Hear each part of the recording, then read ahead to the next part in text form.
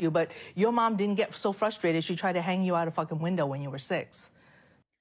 Why do couples counselors miss the obvious? Listen, I'm not here to criticize your couples counselor or for you being in couples counseling for multiple years. I see you. I was you. If my multiple couples counselors could understand what I understand now, maybe my marriage would have been saved. So instead, I'm going to try to save yours. My name is Judy Hu. I'm a licensed mental health counselor of 20 years, and I am now a boundary coach, which means that I am here to help you embody your boundaries. Not only do you understand the impact of your childhood on your current life and the relationships therein, you will be able to zoom out and understand the context from which this came.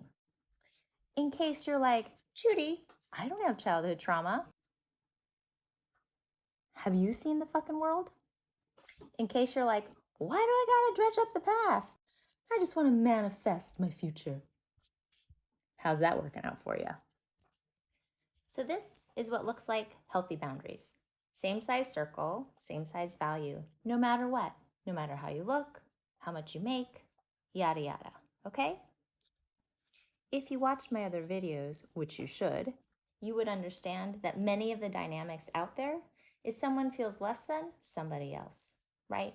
Someone poor feels less than someone who has access to a lot of money and privilege.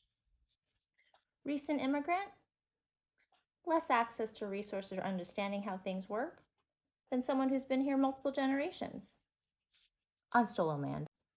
So we can easily blame our parents, which I do freely when I'm not regulated. But just like me, my parent is a human being, and nothing they do or say will ever change their value. It's about me regulating myself, holding myself fully accountable for my choices and what's happening in my life, and trying my best to understand the other person who is as precious as me and deserves kindness and respect and also accountability.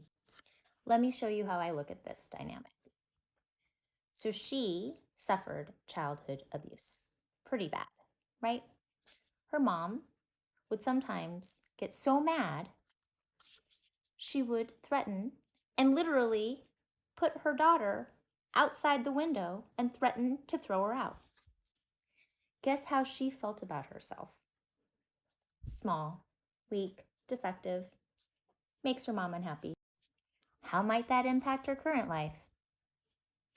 Be really helpful, be a people pleaser, anticipate other people's needs. Why was her mom so angry? Most people leave their country of origin because of like stressors.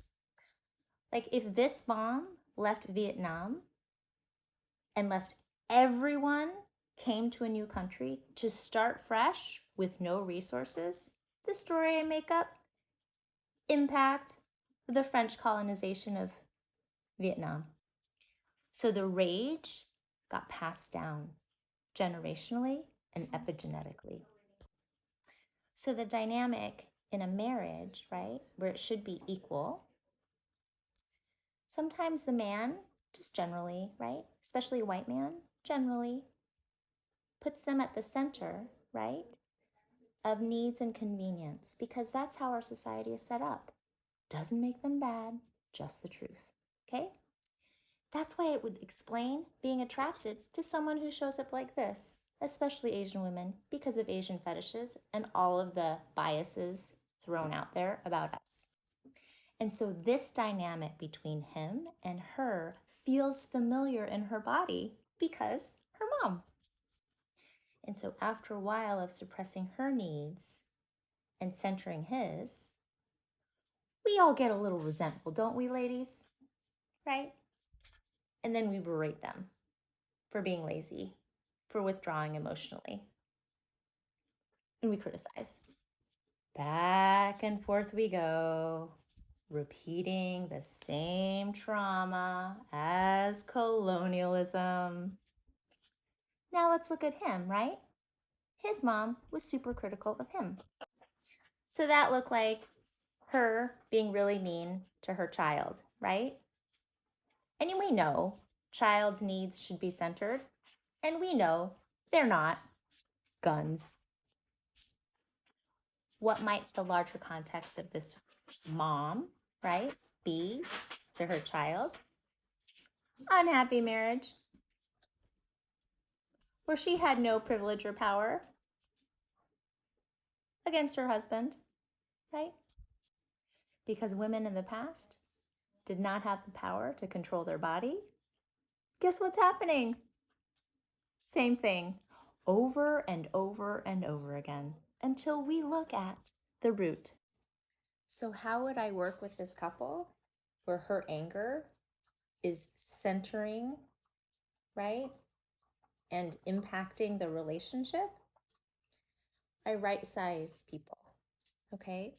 So if this is what he's used to, and he's being asked to go into his right size, he's going to feel pissed, right? Because he's used to this. And going into right size makes him feel like this, but it's not. Because if he didn't have a wife, he would need to do his own laundry and the dishes and the trash and everything else in the house. So for her, right, who's prioritized everyone else's needs besides hers, when I help her right size her boundary, she's going to feel like she's being mean and aggressive, right? She's not. She's getting into her right size, but it's going to take some practice. And so that's what I do, is I name the context of where this dynamic comes from, guide people to how to right size their boundaries, and then coach them on how to advocate for their needs and wants in a nonviolent way. If you want to learn how to do this, you can get my book, or you can come attend my weekend intensive that's called Embody Your Boundaries. Link in bio.